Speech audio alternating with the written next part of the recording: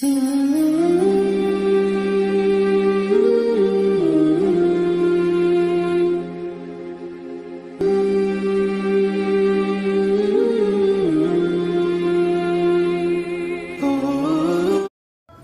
اللہ الرحمن الرحیم یا ایہا الذین آمنوا لا تسألوا عن اشیاء ان تبد لکم تسؤکم وان تسألوا عنها حین ينزل القرآن تبد لکم عفا اللہ عنها واللہ غفور حلیم۔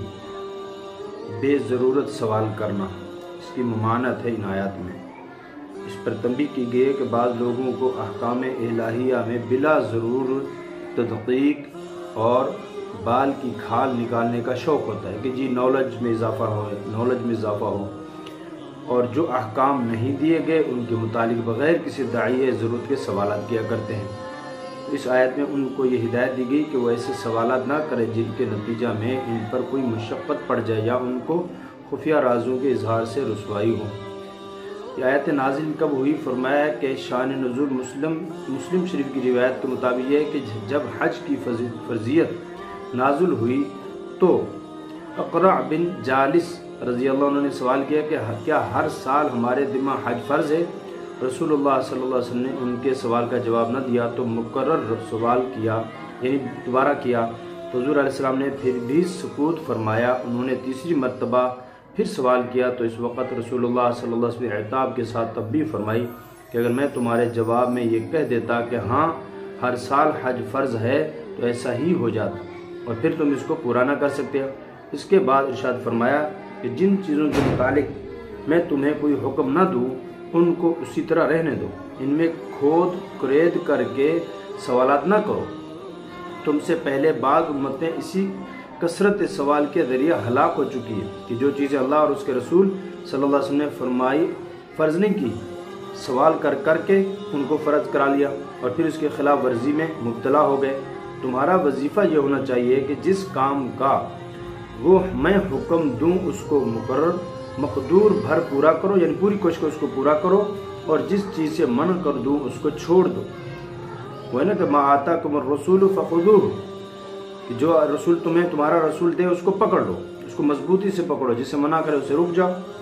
یہ حضرت صلی اللہ علیہ وسلم کے بعد نبوت اور سلسلہ وحی ختم ہو چکی۔ تسألوا عنہا حین ینزل القرآن تبد لکم، اس آیت میں ضمنی جملہ میں یہ ارشاد فرمایا گیا کہ ان تسألوا، یعنی نزول قرآن کے زمانہ میں اگر تم ایسے سوالات کرو گے تو بذریعہ وحی ان کا جواب آ جائے گا۔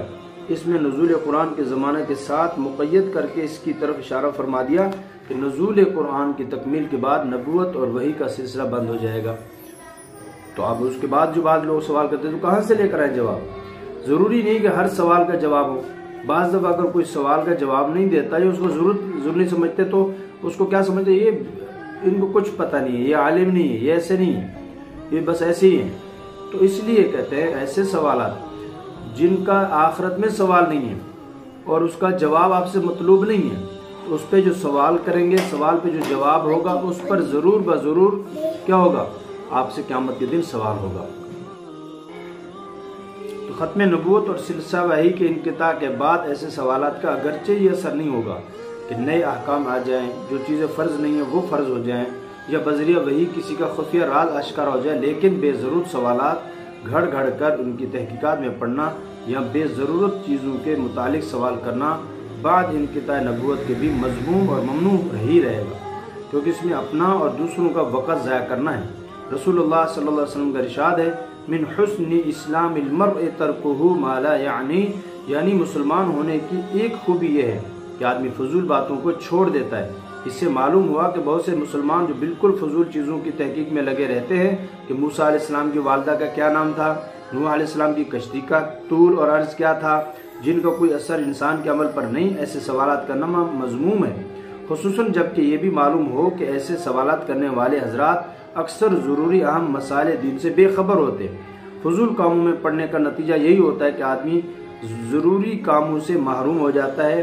رہا یہ معاملہ کہ حضرات فقہا نے خود ہی بہت سی مفروضہ صورت مسائل کی نکال کر اور سوالات قائم کر کے ان کے احکام بیان کر دیے ہیں، سو یہ بے ضرورت چیز نہ تھی، آنے والے واقعات نے بتلا دیا کہ آئندہ نسلوں کو ان کی ضرورت تھی، اس لیے وہ فضول اور لایانی سوالات نہ تھے۔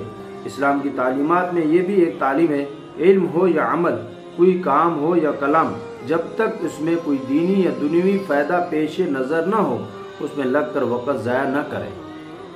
جی اب فرمایا کہ اے ایمان والو تم سوال مت کرو، نہ پوچھو ایسی باتوں کے بارے میں کہ اگر تم پر کھول دی جاویں تو تم اس کو وہ تمہیں بری لگے۔ تسؤکم یعنی جیسے صالح علیہ السلام سے کہا جی کیا کرے، جانور پیدا ہو، آپ اونٹ معجزہ دکھائے، اونٹنی پیدا ہو، بچہ دے آ کر، انہوں نے کیا فرمایا کہ آپ یہ سوال نہ کریں، یہ چیز نہ، پھر آپ کے لیے اس پر عمل کرنا ضروری ہوگا۔ انہوں نے کیا کیا، آخر معجزہ کروایا، اونٹنی نکلی، اس نے بچہ دیا، اس کے بعد پھر ہوا کیا کہ اس کی نافرمانی میں لگ گئے، اب اس کو تکلیف دینے لگے۔ انہوں نے کہا یہ اللہ کی طرف سے اللہ کی نشانی ہے، علامت ہے، ایک معجزہ ہے اور اللہ کا ایک جو ہے اللہ کی طرف سے بھیجی ہوئی چیز ہے، اس کو آپ تکلیف نہ دو ورنہ عذاب بن کر آئے گی۔ اور پھر وہی ہوا، ان پر عذاب آیا جب انہوں نے جانور کو تکلیف دی، اونٹنی کو، پھر ان کو جو عذاب آیا۔ وَإِن تَسْأَلُوا عَنْهَا کہ اگر تم پوچھو گے یہ باتیں ایسے وقت میں کہ قرآن نازل ہو رہا ہے تو تم پر ظاہر کر دی جاویں گی۔ اللہ نے اس سے درگزر کیا، اللہ عفا اللہ عنہ، اللہ سے معاف کر دیا، اس لیے کہ اس میں ایسی چیزیں تھیں جو اللہ نے پھر حکم کے ذریعے وحی کے ذریعے بھیج دیے۔ وہ سوال تمہارے چلو ایسے فالتو سوال تھے بھی اللہ نے معاف کر دیے۔ واللہ غفور حلیم، کیونکہ اللہ تعالیٰ بخشنے والا، تحمل والا ہے۔ قد سألها قوم من قبلکم، آپ لوگوں سے پہلے بھی ایسی باتیں لوگوں نے پوچھی ہیں، ایک جماعت نے پوچھی ہیں۔ جیسے بنی اسرائیل کو کہا جی آپ کیا کریں، گائیں ذبح کریں اور مردہ کے منہ میں اس کی بوٹی ڈالیں، وہ بولے گا کہ کس نے مجھے قتل کیا ہے۔ وہ سوال پہ سوال اپنے لیے مشکلات کھڑی کر دی۔ قد سألها، ایسی باتیں پوچھ چکی ایک جماعت تم سے پہلے، ثم اصبحوا بها کافرین، پھر ہو گئے ان باتوں سے منکر۔ جی ان باتوں سے پھر ہو گئے منکر ہو گئے۔ جی ان باتوں کو کا حق نہ بجا لائے، یعنی جوابوں میں جو متعلق احکام کے تھے ان کے موافق عمل نہ کیا، اور جو متعلق واقعات کے تھے ان سے متاثر نہ ہوئے، پس کہیں تم کو بھی ایسی ہی نوبت نہ پیش آئے۔ اس لیے بہتری اسی میں کہ ایسے سوالات چھوڑ دو۔ جی ما جعل اللہ من بحیرۃ ولا سائبۃ ولا وصیلۃ ولا حام ولکن الذین کفروا یفترون علی اللہ الکذب، مقرر نہیں کیا اللہ تعالیٰ نے بحیرہ اور نہ صاحبہ اور نہ وسیلہ اور نہ حامی، اور لیکن کافر لوگ اللہ تعالیٰ کی ذات اقدس پر جھوٹ گھڑتے تھے، بہتان باندھتے تھے۔ وَأَكْثَرُهُمْ لَا يَعْقِلُونَ، ان میں سے اکثر نہیں سمجھتے تھے۔ بحیرہ، صاحبہ، وسیلہ، حامی، یہ سب زمانہ جاہلیت کی رسوم اور شعائر سے متعلق ہے۔ مفسرین ان کی تفسیر میں بہت اختلاف کیا، ممکن ہے ان میں سے ہر ایک لفظ کا اطلاق مختلف صورتوں پر ہوتا ہو۔ ہم صرف سعید بن مسیب کی جو تفسیر ہے وہ صحیح بخاری میں، وہ کیا ہے، کہتے بحیرہ جس جانور کا دودھ بتوں کے نام پر وقف کر دیتے تھے، کوئی اپنے کام میں نہ لاتا تھا، بھئی یہ جو ہے اس فلاں بحیرہ جو ہے اس کے نام دودھ جو ہے فلاں بت کے نام پہ۔ صاحبہ جو جانور بتوں کے نام پر ہمارے زمانے کے سانڈ کی طرح چھوڑ دیا جاتا تھا۔ اسی طرح حامی نر اونٹ جو ایک خاص عدد سے جفتی کر چکا ہو اسے بھی بتوں کے نام پر چھوڑ دیتے تھے۔ وسیلہ جو اونٹنی مسلسل مادہ بچہ جنے، درمیان میں نر بچہ پیدا نہ ہو، اس سے بھی بتوں کے نام پر چھوڑ دیتے تھے۔ تو یہ ہوا ان کے زمانے کا اپنا شعار بنا لیا تھا جس کی شریعت میں کوئی حیثیت نہیں تھی۔ تو اللہ نے کہا کہ اللہ پاک جو ایسی چیزیں نہیں بناتا تمہارے لیے، اور یہ تو اللہ تعالیٰ نے تو نہیں بنایا بلکہ کافر لوگوں نے اللہ پر جھوٹ گھڑا ہے، اللہ کی ذات پر جھوٹ گھڑا ہے، کیونکہ وہ سمجھتے نہیں تھا، عقل تھی نہیں ان کے اندر۔ وَإِذَا قِيلَ لَهُمْ تَعَالَوْا إِلَى مَا أَنزَلَ اللَّهُ وَإِلَى الرَّسُولِ قَالُوا حَسْبُنَا مَا وَجَدْنَا عَلَيْهِ آبَاءَنَا أَوَلَوْ كَانَ آبَاؤُهُمْ لَا يَعْلَمُونَ شَيْئًا وَلَا يَهْتَدُونَ، جب ان سے یہ کہا جاتا کہ دیکھیں آپ لوگ آؤ اس بات کی طرف جو اللہ تعالیٰ نے اتاری ہے، یعنی قرآن، اللہ کے احکام اور اللہ کے رسول کی طرف لوٹ آؤ، یعنی اگر مسائل پیدا ہوں، دین کی ضرورت ہو، دنیاوی ضرورت ہو، کوئی پریشانی ہو، اختلاف ہو، کس سے حل کروائیں؟ اللہ اور اللہ کے رسول سے۔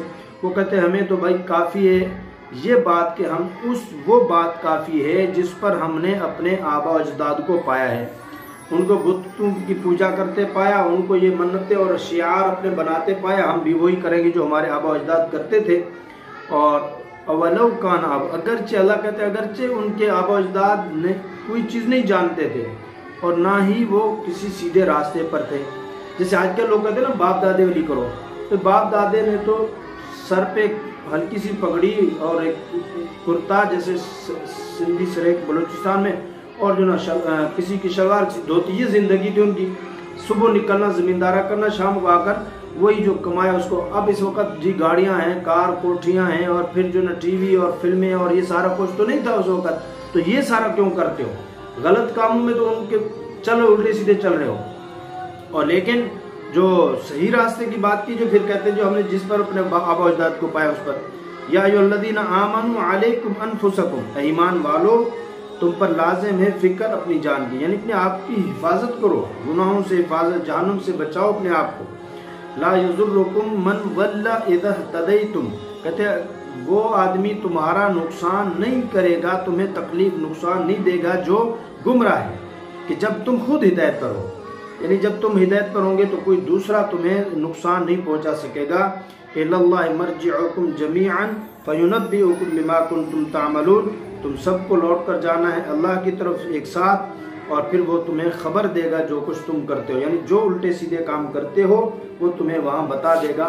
یہ باتیں جو کرتے ہو ہم چلیں گے اس پر کہ جس پر ہم نے اپنے آبا اجداد کو پایا، تو فرمایا یہ تمہیں اللہ ہی کے پاس تم سب کو جانا ہے، وہ بتلا دیں گے جو کچھ تم سب کیا کرتے تھے، اور جتلا کر حق پر ثواب اور باطل پر عذاب کا حکم نافذ فرمائیں گے۔